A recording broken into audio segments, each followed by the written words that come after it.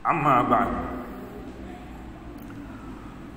Saudaraku, para alim ulama dan seluruh sidang Jumat yang dimuliakan oleh Allah Subhanahu wa taala, insyaallah. Mari kita berusaha terus untuk meningkatkan ketakwaan kita kepada Allah Subhanahu wa taala selalu. Di setiap keadaan, di setiap waktu, di setiap saat.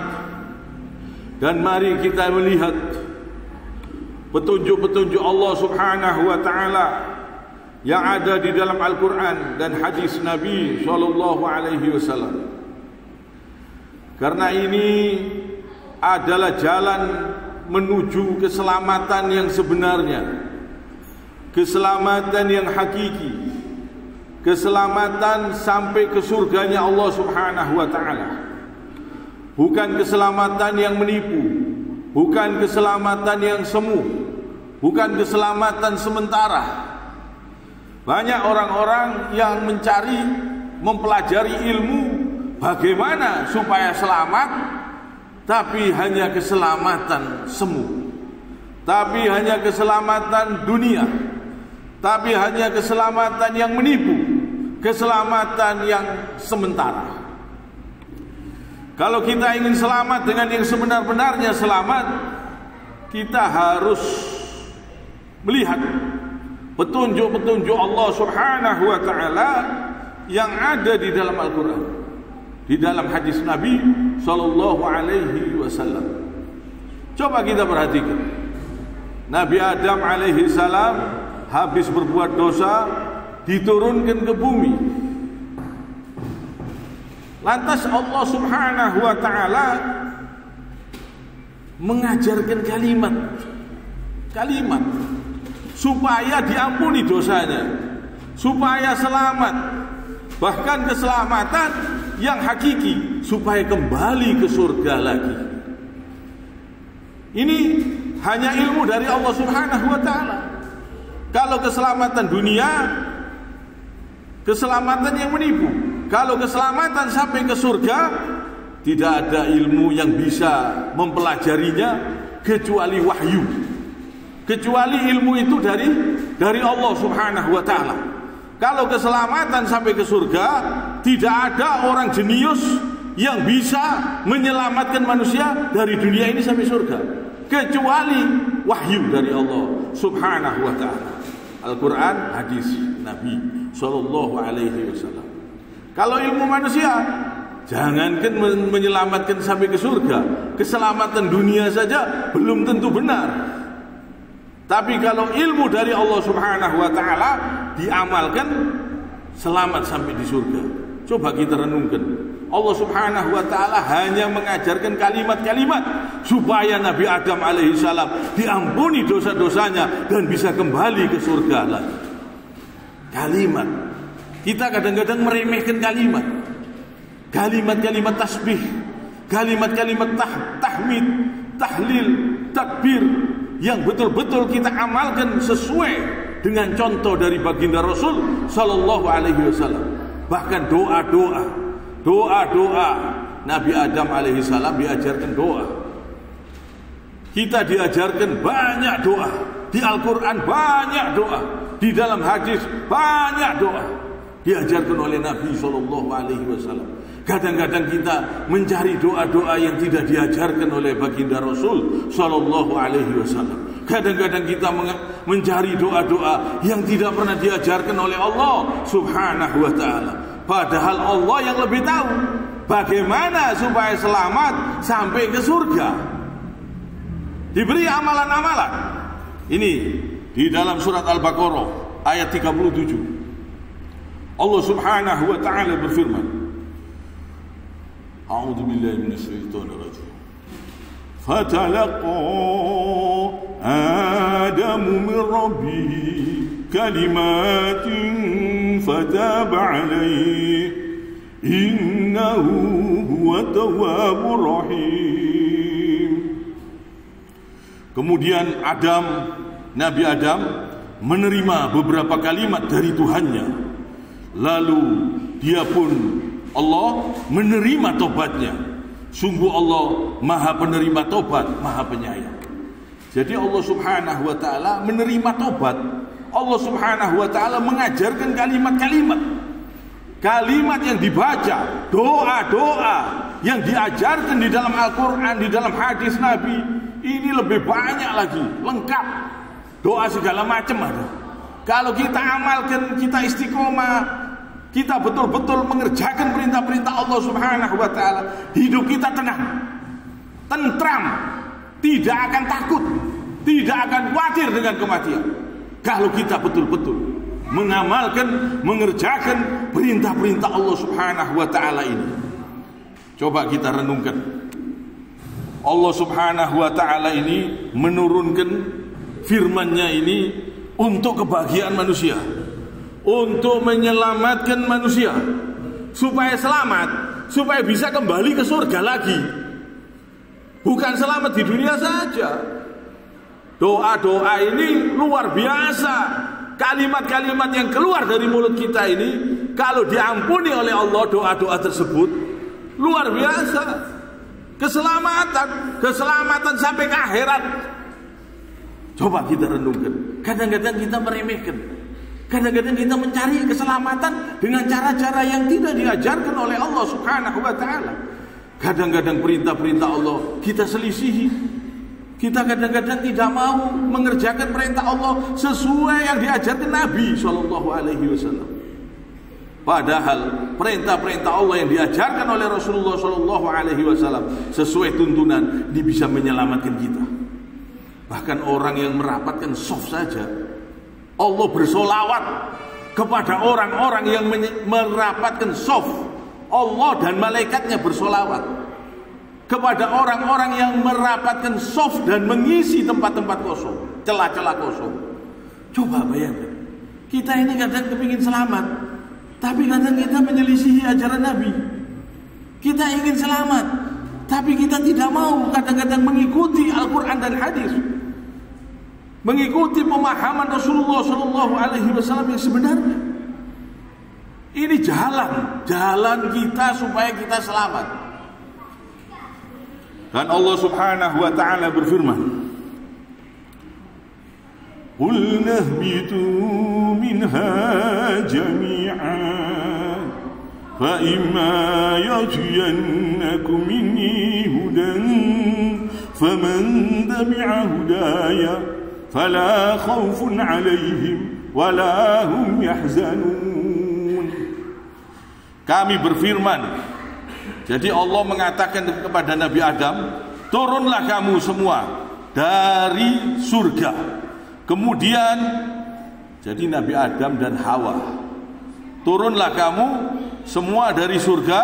Kemudian jika benar-benar datang petunjukku kepadamu, maka barang siapa yang mengikuti petunjukku, tidak ada rasa takut pada mereka dan mereka tidak bersedih hati.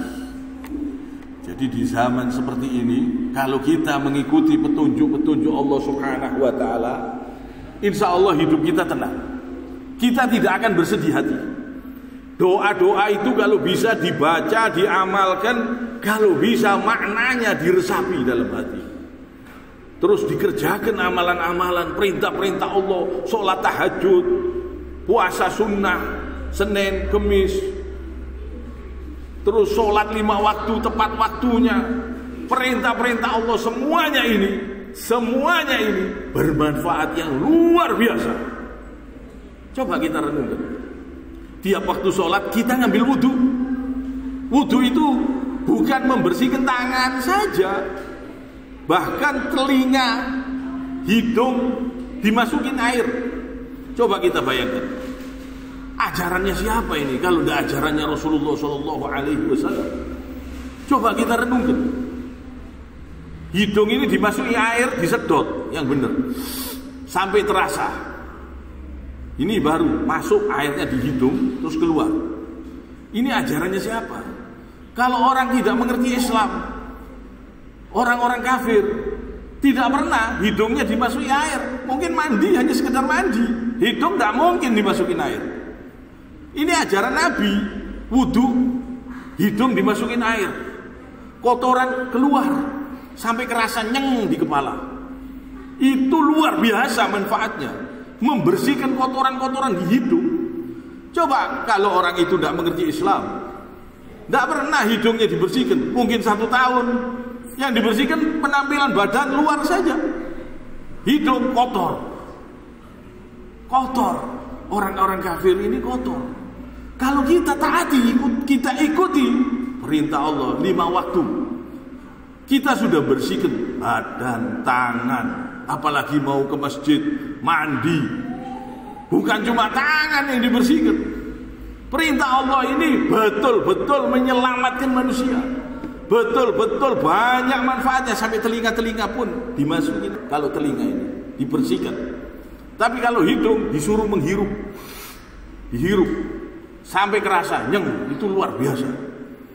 Ini perintah-perintah Allah, banyak manfaatnya. Banyak manfaatnya, luar biasa. Bahkan kita sujud pun, sujud itu banyak manfaatnya.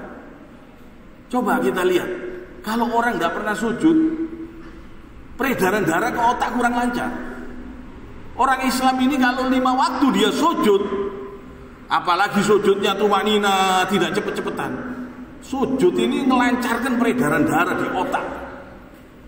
Perintah Allah ini banyak manfaatnya, banyak. Pokoknya kalau kita selidiki, bangun subuh itu banyak manfaatnya, udara subuh itu luar biasa, banyak manfaatnya.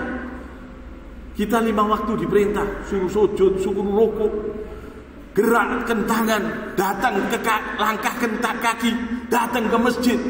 Itu semua perintah-perintah Allah ini banyak manfaatnya. Bergerak badan kita, buat rukuk, buat sujud, wudu, semuanya, semua perintah Allah ini yang butuh kita untuk mengerjakan. Allah gak butuh disembah sebenarnya. Kita yang butuh menyembah Allah, kita yang butuh mengamalkan perintah Allah. Perintah Allah ini luar biasa, banyak manfaatnya. Kita disuruh menghindari segala yang haram, minuman-minuman keras, homer, perjudian, perzinahan, semua yang dilarang oleh Allah. Kalau kita tinggalkan, kita yang beruntung, kita yang selamat.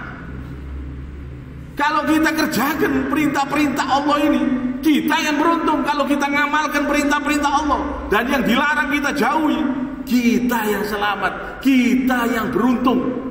Dan insya Allah keselamatan yang sebenarnya sampai ke akhirat, sampai ke surga. Bukan keselamatan yang menipu. Keselamatan di dunia saja, kalau di akhirat tersiksa buat apa? Sama saja tertipu. Kekayaan pun, kekayaan yang banyak, yang besar, tapi kalau waktu kita habis buat ngurusi kekayaan tersebut, sehingga tidak bertakwa kepada Allah, sehingga jauh dari Allah, itu sebenarnya hanya tipuan. Itu bukan kekayaan, kerugian itu. Waktunya habis buat ngurusin kekayaan, sehingga jauh dari Allah, tidak bertakwa kepada Allah. Ini hanya orang-orang yang tertipu. Orang seperti ini, orang yang tertipu. Kelihatannya bahagia, kelihatannya kaya, tapi akhirnya tersiksa.